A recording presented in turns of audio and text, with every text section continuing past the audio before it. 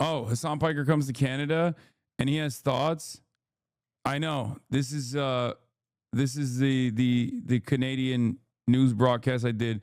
It's 9 minutes long. We can watch it. Hasan Here. Piker is one of America's most popular political commentators on the left, especially amongst younger people. He has to do that because affordability is a real issue. He spends his days online, sharing his thoughts and opinions with millions of followers on Twitch, an interactive live streaming service.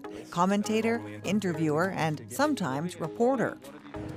And while Piker is not a household name in Canada, his views on topics... Yo, chill. I am a household name in Canada. What the fuck? Why they gotta cook me like that? ...like socialism, Zionism, and imperialism drew a crowd when he came to this country for the first time earlier this month. He delivered a talk at the University of British Columbia's Chan Center. He's consistent with his politics, always sticking up for marginalized folks. I think that he has a great worldview. He consistently stands up for trans people, queer community, minority groups. His presence, though, not without controversy. Several Jewish groups have accused him of anti-Semitism, lobbied to have him barred from entering the country. Piker was in Vancouver as part of a speaker series on U.S. policy when we sat down with him. Some viewers have no idea what Twitch is, what streaming is, what you do for a living. So what do you do? I do what conservative radio talk show hosts have done for years, but as a socialist. And you are interacting with people the whole time. Explain that to me. Yeah, so I try to have a dialogue with participants. No, it's never going to be a grand fracturing of the party. They're never going to fracture. So it's kind of like if you ever wanted to yell at the television, at CBC, for example, yell at one of the anchors, hopefully not you, you could do that, and then the anchor would hear what you have to say and then sometimes even respond. So you do this, live streaming, 8 hours a day, ideally, 7 days a week. What drives you? I realized early on that I had this worldview that I felt like wasn't being addressed at all in mainstream outlets. So I thought, I'm just going to be the person that'll do it. What is your worldview? I'm a socialist, anti-imperialist, anti-fascist, anti-genocide, and yeah, that pretty much covers it. Now, most people who are in the streaming space are right-wing voices. They can't pray on the sidewalk outside an abortion clinic. All of our scientific institutions have been taken over by political activists. Colleges and universities are run by leftists. You are the opposite of that, and yet you are wildly popular. How do you explain that? The reason why I think I'm popular is because I have a commonly held opinion that oftentimes doesn't get addressed in mainstream resources. You spoke today to a UBC audience, sold out. You clearly resonate with some Canadians. Why do you think that is? You talk mostly about American politics.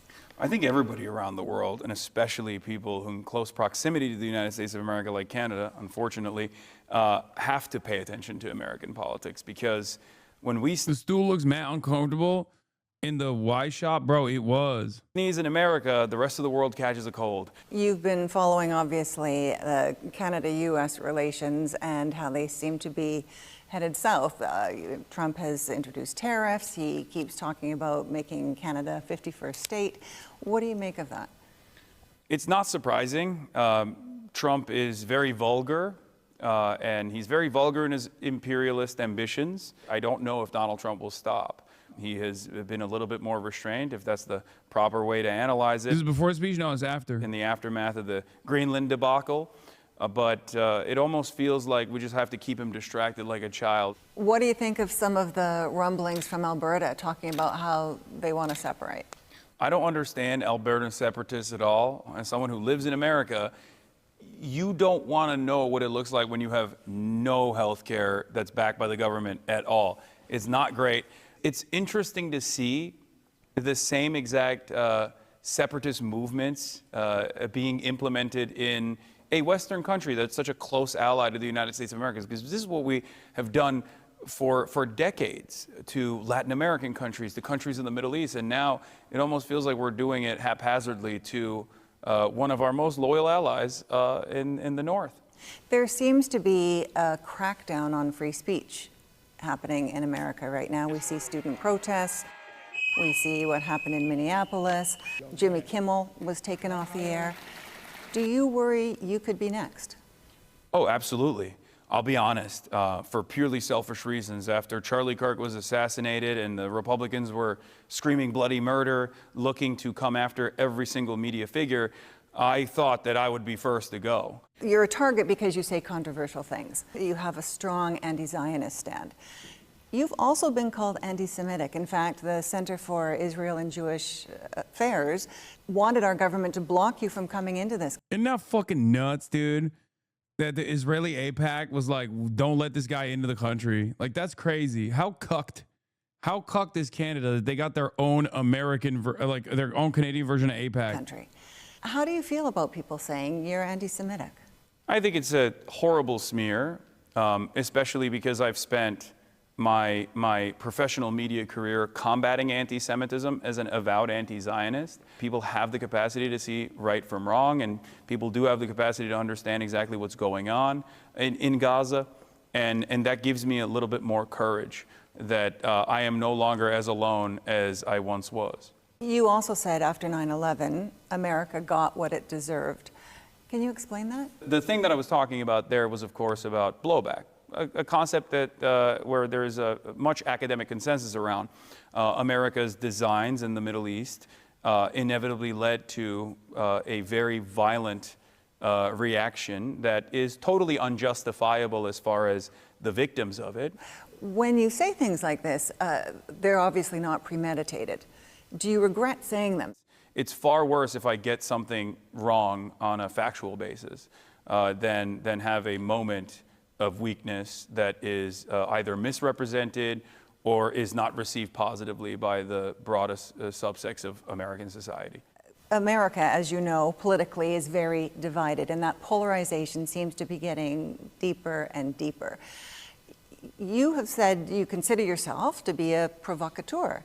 So are you adding to the problem? Maybe. Problem for the billionaire class, for sure. But I don't think I'm necessarily creating divisiveness, because my ultimate goal is to unite people on a class basis. Because many of the divisions that we experience in American society, whether it be racism, sexism, homophobia, intolerance of different sorts, I see that as a weapon that the capital-owning class wields against the working class. When we look at that polarization, what is the path back? No, they usually had too many favors that camera angle. Man. Back to a shared understanding, or is there one? Absolutely. Something that I stress always to people that might think that trans people or undocumented migrants are the reason why they're experiencing all this pain, this economic pain, this struggle, is that... Yes, this interview went on for like an hour and 30 minutes, but they cut it down to 9 minutes. Their bosses are not trans people. Their landlord is not an undocumented migrant. These are forces of capital that are playing a major role in their lives, and that they do have the capacity to organize tenant unions, for example, to try to make sure that they have a more just process. That kind of accountability and that initiation of taking power back is very inspiring for a lot of people. As you look to the future of America, what does its relationship look like with its neighbors, particularly with Canada? Not very good, I'll be honest. I think that we are a parasitic force on the planet, if I'm being very critical. America has always been a dominant force around the planet, and we have been able to present our intervention as a necessary evil at times. I, of course, was always critical of American intervention, but I think now more and more people are coming to that conclusion as well, especially when they find their nations in the crosshairs of... For the YouTube audience, you can like the YouTube stream. Remember to like the YouTube stream. You lose some weight, you look great. I have not, I don't think. Okay, more from this angle. Oh, you like the straight up angle more? People say the up close and personal is not as good. That's why I switch it around a little bit, you know what I mean? When you do this angle on my big TV, my kid's head is still larger than yours. That's crazy. American adventurism. What message would you have for Canada? I was gonna say Heated Rivalry was awesome. Did you watch? Yes, I did. It was great. What message do I have for Canada? As long as you confide in your fellow man and trust in your power, no world power can take over your country.